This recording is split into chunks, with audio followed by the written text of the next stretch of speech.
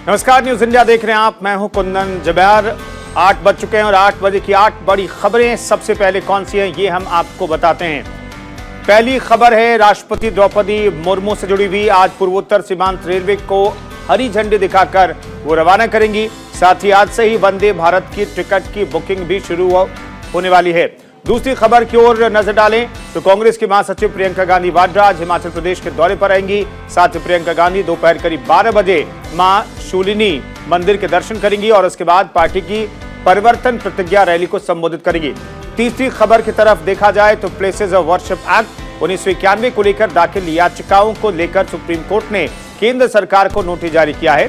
Court ने solicitor general को 31 अक्टूबर तक का समय दिया है। चौथी खबर की बात करें तो ज्ञानव्यापी मस्जिद परिसर में सर्वे में मिले कथित शिवलिंग की लंबाई, चौड़ाई, गहराई, उम्र और आसपास के एरिया की कार्बन डेटिंग पर जिला कोर्ट में सुनवाई होगी। सर्वे में मिले शिवलिंग मुद्दे पर 4 वादी महिलाओं ने बिना क्षति पहुंचाए शिवलिंग की जांच की मांग की है।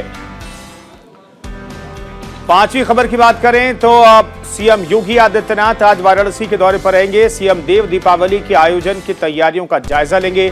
छठी खबर का रुख करें तो हरियाणा में पंचायती राज संस्थाओं के चुनाव अब 3 चरणों में होंगे। साथ ही आज 9 जिलों में वोटिंग होनी है। सातवीं खबर की हम बात करें तो SYL के पानी विवाद को लेकर पंजाब के मुख्यमंत्री और हरियाणा के सीएम के बीच आज अहम बैठक हो सकती है। 15 अक्टूबर से पहले निकालना होगा समाधान। अब आखिरी और 8वीं खबर की बात करें तो हिमाचल प्रदेश को वंदे भारत एक्सप्रेस ट्रेन की सौगात दी गई है। 19 अक्टूबर से इस रूट में सुचारू रूप से ट्रेन दौड़ेगी और आज से टिकट की बुकिंग भी शुरू होने वाली है।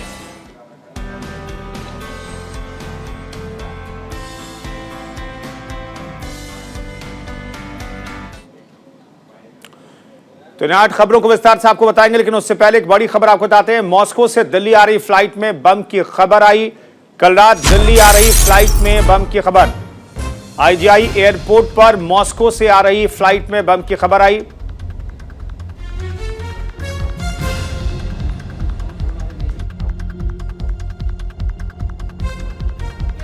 एस 3:20 पर फ्लाइट कर चुकी है लैंड। फ्लाइट और यात्रियों के सामान की जांच जारी है। इस वक्त की बड़ी खबर आप बता रहे हैं। फ्लाइट और यात्रियों के सामान की जांच जारी है। 3:15 बजे के आसपास ये फ्लाइट जो है वो लैंड कर चुकी है IGI एयरपोर्ट पर और इसमें बम होने की खबर मिली थी, जिसके बाद जांच पड़ताल शुरू की गई है। फिलहाल फ्लाइट की जांच चल रही है। यात्रियों के सामान की भी जांच पड़ताल चल रही है। सुबह 3:20 पर फ्लाइट लैंड कर चुकी है IGI एयरपोर्ट पर, लेकिन इससे पहले खबर आ गई थी कि इसमें बम हो सकता है। इसकी जांच की जा रही है।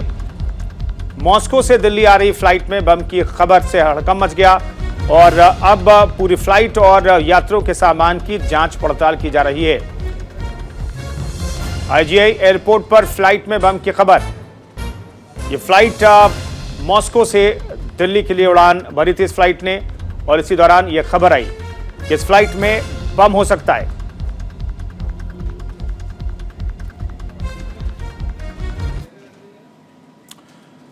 एक और बड़ी खबर आपको बताते हैं। मेघालय नागालैंड के बीच आज से रेल सेवा होगी शुरू। इस वक्त की बड़ी खबर आपको बता रहे हैं। राष्ट्रपति द्रौपदी मुर्मू दिखाएंगे हरी झंडी। असम, मेघालय और नागालैंड को जोड़ेगी ये ट्रेन। असम, मेघालय और नागालैंड को जोड़ने वाली ट्रेन को आज देश की राष्ट्रपति द्रौपदी मुर्मू हरी झंडी दिखाएंगी। कार्यक्रम को लेकर प्रशासन ने पुख्ता इंतजाम कर लिए हैं। राष्ट्रपति द्रौपदी मुर्मू आज पूर्वोत्तर सीमांत रेलवे को हरी झंडी दिखाकर रवाना करेंगी। NF रेलवे ने कहा है कि ये नई सेवा 3 पूर्वोत्तर राज्यों असम, मेघालय और नागालैंड के लोगों को जोड़ेगी। साथ ही मेंडीपाथर गुवाहाटी पैसेंजर स्पेशल मेंडीपाथर से हर मंगलवार और गुरुवार को दोपहर 12:30 बजे एक नई ट्रेन नंबर के साथ प्रस्थान करेगी और उसी दिन 4:40 पर गुवाहाटी पहुंचेगी। इन ट्रेनों के ठहराव और समय का विवरण IRCTC की वेबसाइट और NTES के जरिए उपलब्ध है और इसे NF रेलवे के कई समाचार पत्रों और सोशल मीडिया प्लेटफॉर्मों में भी अधिसूचित किया गया है।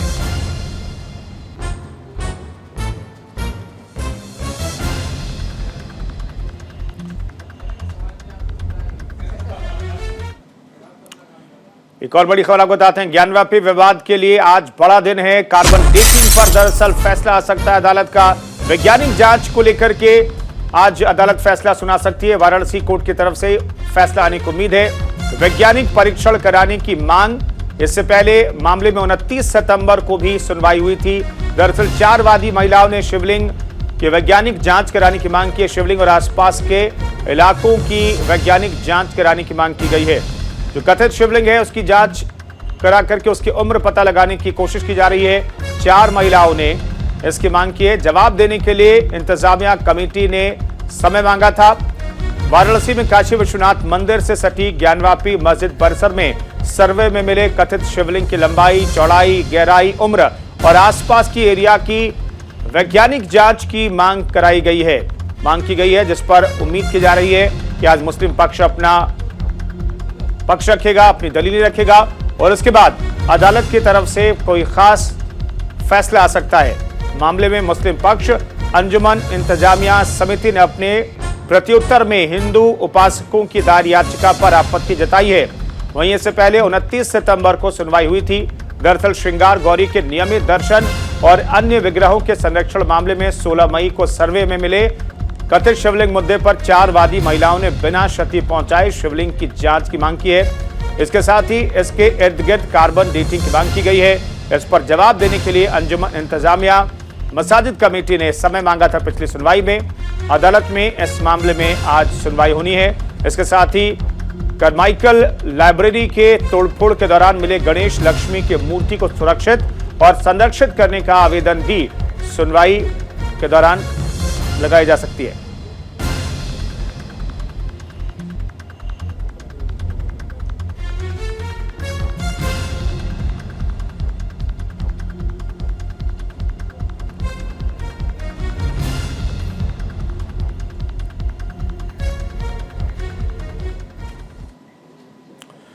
The places of worship act को लेकर के भी आज सुप्रीम कोर्ट में उम्मीद की जा रही है कि सुनवाई होगी।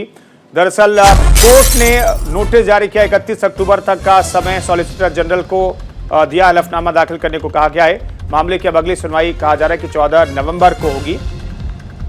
तो आज फिलहाल ये खबर आपके लिए जानना बेहद जरूरी है कि जिस आधार पर मुस्लिम पक्ष ज्ञानवापी मस्जिद को लेकर के दलील दे रहा है उसकी वैधता क्या है, इस पर जो है मामले की सुनवाई 14 नवंबर को होगी। प्लेसेस ऑफ वर्शिप एक्ट 1991 को लेकर दाखिल याचिकाओं को लेकर सुप्रीम कोर्ट ने केंद्र सरकार को नोटिस जारी किया है। कोर्ट ने सॉलिसिटर जनरल को 31 अक्टूबर तक हलफनामा दाखिल करने को कहा है। साथ ही मामले की अगली सुनवाई 14 नवंबर मुकर्रर की गई है। केंद्र के हलफनामा दाखिल करने के लिए 1 हफ्ते बाद याचिकाकर्ता और जमीयत उलेमाए हिंद भी इस मामले में जवाब दाखिल करेगा। मामले की सुनवाई के दौरान सुप्रीम कोर्ट ने केंद्र की तरफ रुख को लेकर नाराजगी जताई है। वहीं इस दौरान जस्टिस यूयू ललित ने सॉलिसिटर जनरल से पूछा कि आपको काफी पहले की नोटिस जारी किया जा चुका है, अभी तक कोई जवाब क्यों नहीं दिया गया, क्या आप नोटिस का जवाब देंगे या नहीं। एसजी तुषार मेहता ने कहा कि वो तय समय में जवाब दाखिल कर देंगे। गौरतलब है कि सुप्रीम कोर्ट ने अगस्त 2021 में केंद्र सरकार को नोटिस जारी कर उनका पक्ष मांगा था। प्लेसेस ऑफ वर्शिप एक्ट 1991 में प्रधानमंत्री पीवी नरसिम्हा राव की कांग्रेस सरकार के समय यह एक्ट लाया गया था। इस कानून के मुताबिक 15 अगस्त 1947 को धार्मिक स्थलों की स्थिति जैसी थी उन्हें वैसा ही रखा जाना चाहिए। कानून में यह भी लिखा है कि अगर यह सिद्ध भी हो जाए कि वर्तमान धार्मिक स्थल को इतिहास में किसी दूसरे धार्मिक स्थल को तोड़कर बनाया गया था तो भी उसके वर्तमान स्वरूप को बदला नहीं जा सकता है। इसके अलावा धार्मिक स्थल को किसी दूसरे पंथ से स्थल में नहीं बदला जाएगा।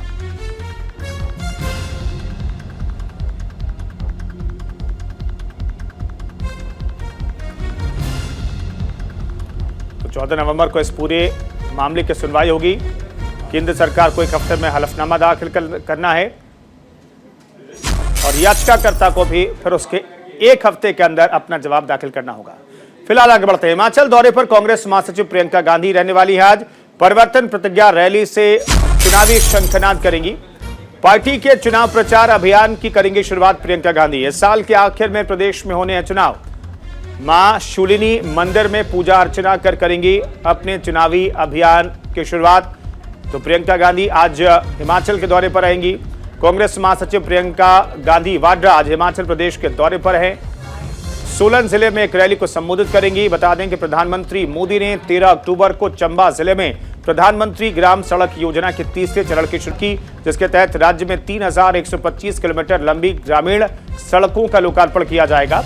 कांग्रेस के जारी बयान के मुताबिक कांग्रेस नेता आज राज्य में पार्टी के चुनाव प्रचार अभियान की शुरुआत करेंगी। प्रदेश में इस साल के अंत में विधानसभा चुनाव होना है। प्रियंका गांधी दोपहर करीब 12:30 बजे मां शूलिनी के मंदिर पहुंचेंगी, दर्शन पूजन करेंगी और उसके बाद पार्टी के परिवर्तन प्रतिज्ञा रैली को संबोधित करेंगी।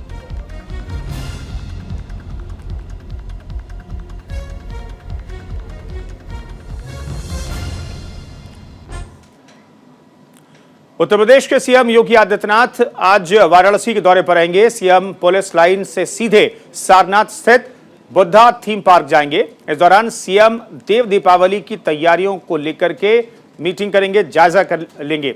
साथ ही जिला प्रशासन की ओर से सुरक्षा के उपाय किए जा रहे हैं और पर्यटन विभाग के अधिकारियों की भी तैनाती की गई है। गौरतलब है कि देव दीपावली पर वाराणसी में कई आयोजन होते हैं, जिसकी समीक्षा करने के लिए सीएम योगी आदित्यनाथ बनारस पहुंच रहे हैं। 101वां दौरा ये बताया जा रहा है। तो मुख्यमंत्री बनने के बाद 100 बार योगी आदित्यनाथ वाराणसी जा चुके हैं और ये 101वां दौरा बताया जा रहा है मुख्यमंत्री का वाराणसी का।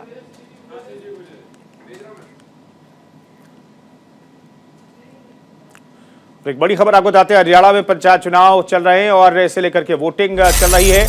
9 जिलों में मतदान की खबर है। 3 चरणों में होगा पंचायत चुनाव। 30 नवंबर तक चुनाव संपन्न कराने के आदेश दिए गए हैं। चुनाव आयोग तैयारियों को लेकर समीक्षा कर रहा है। एक साथ तीनों चरणों के परिणाम घोषित होंगे। हरियाणा में पंचायती राज संस्थाओं के चुनाव अब 3 चरणों में होंगे। आज 9 जिलों में वोटिंग होनी है।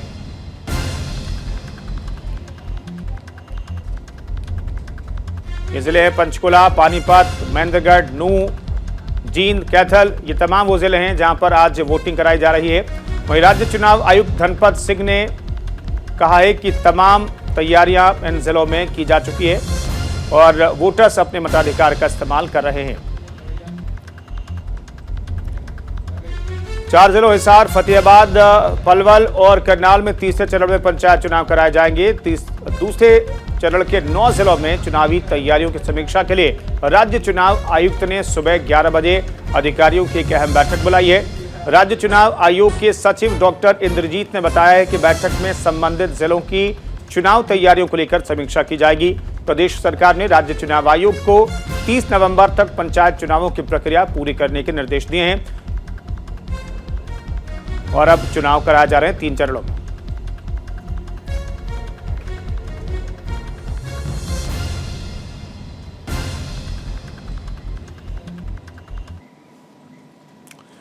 और सतलुज यमुना लिंक नहर के मुद्दे पर आज एक अहम बैठक होने वाली। आज हरियाणा और पंजाब के मुख्यमंत्री की अहम बैठक होगी। सुप्रीम कोर्ट के आदेश के बाद यह पहली बैठक होने जा रही है। सुप्रीम कोर्ट के आदेश के तहत दोनों राज्यों के मुख्यमंत्रियों को 15 अक्टूबर तक जवाब दाखिल करना है और इसीलिए यह बैठक हो रही है। इस मीटिंग में केंद्र सरकार का कोई भी प्रतिनिधि शामिल नहीं होगा। SYL के पानी को लेकर पंजाब पानी देने को तैयार नहीं है। हरियाणा पानी से कम कुछ स्वीकार करने को तैयार नहीं है। वहीं पंजाब के मुख्यमंत्री भगवंत मान ने बयान दिया है कि इस मीटिंग के नतीजों पर जाना थोड़ी जल्दबाजी होगी। भगवंत मान के ऊपर अपनी पार्टी और विपक्ष का दबाव है कि किसी भी कीमत पर पंजाब से पानी की एक बूंद हरियाणा को ना दी जाए। वहीं आम आदमी पार्टी के सुप्रीमो अरविंद केजरीवाल जहां हरियाणा से आते हैं, वहीं हाल ही में हरियाणा की आदमपुर विधानसभा सीट पर उपचुनाव है। 2024 में होने वाले विधानसभा चुनाव में भी आपको फैसले का खामियाजा भुगतना पड़ सकता है। तो ये पार्टी के सामने धर्म संकट है। लिहाजा केजरीवाल चाहते हैं कि इस मसले को किसी भी तरीके से ठंडे बस्ते में डाल दिया जाए।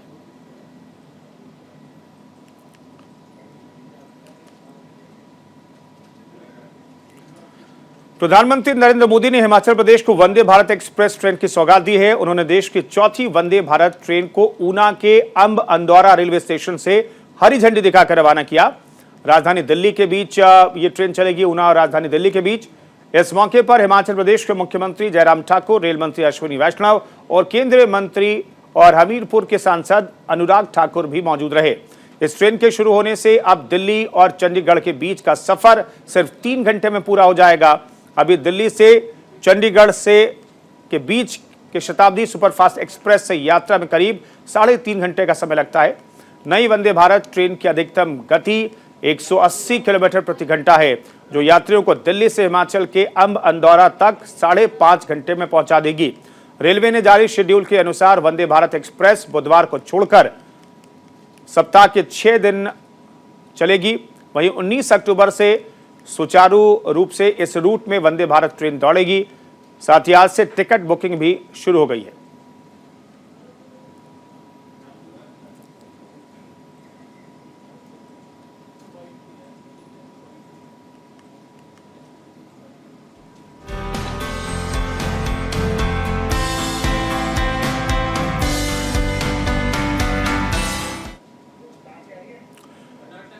और अब कुछ दूसरी खबरें हम आपको दिखाते हैं और भारत जोड़ो यात्रा की तस्वीरें सबसे पहले आपको दिखाते हैं। दरअसल भारत जोड़ो यात्रा अभी भी कर्नाटक में है। 37 दिनों से ये यात्रा जो है कन्याकुमारी से शुरू हुई है और जम्मू कश्मीर के बीच की यात्रा चल रही है। केरल से निकलने के बाद अभी कर्नाटक में ये यात्रा और राहुल गांधी को इस यात्रा में पैदल मार्च करते हुए आप देख सकते हैं। हर रोज़ 20 से 25 किलोमीटर का सफ़र इसी तरीके से कांग्रेस के नेता कार्यकर्ता तय करते हैं और इस यात्रा की अगुवाई खुद राहुल गांधी कर रहे हैं। और आज ये लाइव तस्वीरें इस वक्त हम आपको दिखा रहे हैं। कर्नाटक के तमाम नेता उनके साथ मौजूद हैं और राहुल गांधी इस यात्रा की अगुवाई कर रहे हैं। हर रोज़ पैदल मार्च करते हुए राहुल गांधी यात्रा के साथ आगे बढ़ते हुए दिखाई देते हैं और आज की ये तस्वीरें आपको दिखा रहे हैं। कर्नाटक से कांग्रेस के भारत जोड़ो यात्रा की ये लाइव तस्वीरें। राहुल गांधी को आप सफ़ेद टी-शर्ट में पैदल मार्च करते हुए इस वक्त देख सकते हैं। दरअसल देश में बेरोजगारी, महंगाई, गरीबी, केंद्र की नीतियां और धर्म और भाषा के आधार पर लोगों को बांटने की साजिश का आरोप लगाते हुए कांग्रेस ये भारत जोड़ो यात्रा कर रही है और राहुल गांधी इसकी अगुवाई कर रहे हैं। ये लाइव तस्वीरें आपको दिखा रहे हैं। कार्यकर्ताओं का हुजूम राहुल गांधी के साथ चलता हुआ आप इन तस्वीरों में देख सकते हैं। रामपुरा में इस वक्त भारत जोड़ो यात्रा है कांग्रेस की और रामपुरा से ये यात्रा आगे बढ़ती हुई इस वक्त दिखाई दे रही है। कर्नाटक के रामपुरा में आप राहुल गांधी को देख सकते हैं। कार्यकर्ताओं का अभिवादन, वहां पर जो लोग मौजूद हैं उनका अभिवादन हाथ हिला करके करते हुए राहुल गांधी को आप इन तस्वीरों में देख सकते हैं। कांग्रेस अध्यक्ष पद के उम्मीदवार और सबसे बड़े दावेदार मल्लिकार्जुन खड़गे अपने एक बयान को लेकर चर्चा में हैं। बीजेपी ने मल्लिकार्जुन खड़गे के एक बयान पर आपत्ति जताई है। बीजेपी अल्पसंख्यक मोर्चा के प्रदेश अध्यक्ष एम सादिक खान ने खड़गे के उस बयान की निंदा की है जिसमें उन्होंने मुस्लिम समुदाय के बारे में आपत्तिजनक शब्द कथित तौर पर कहे थे। खड़गे के इस बयान की निंदा करते हुए कहा, सादिक खान ने अगर जल्द कांग्रेस नेता ने माफी नहीं मांगी तो उनका विरोध सड़क पर उतर करके किया जाएगा। खड़गे ने मुसलमानों की भावनाओं को आहत किया है, ये आरोप लगाया जा रहा है।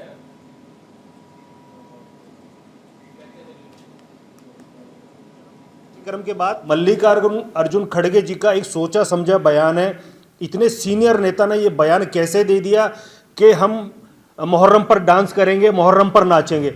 अरे भैया खड़गे साहब, मुहर्रम पर हजरत मोहम्मद साहब के नवासे इमाम हुसैन का शहीदी दिवस है। उनकी शहादत उस दिन हुई थी। 72 लोगों के साथ उन्होंने वो कुर्बानी दी थी, वो शहीद हुए थे। और आप ये कहते हैं कि बकरीद पर बच गए तो हम मुहर्रम पर नाचेंगे। ये कांग्रेस का एक वो घिनौना चेहरा हम लोगों के सामने आया है जिसको लेकर पूरा मुस्लिम समाज और पूरा हमारा देश, पूरा हमारा बहुसंख्यक जो समाज है उसको झकझोरा इस मुद्दे ने कि इतना सीनियर आदमी जो कांग्रेस का आने वाले वक्त में राष्ट्रीय सदर वो बन सकते हैं, तो ये बयान उन्होंने कैसे दे दिया। इस बुलेटिन में फिलहाल इतना है, लेकिन आपको छोड़ा जाते हैं मौसम के हाल के साथ।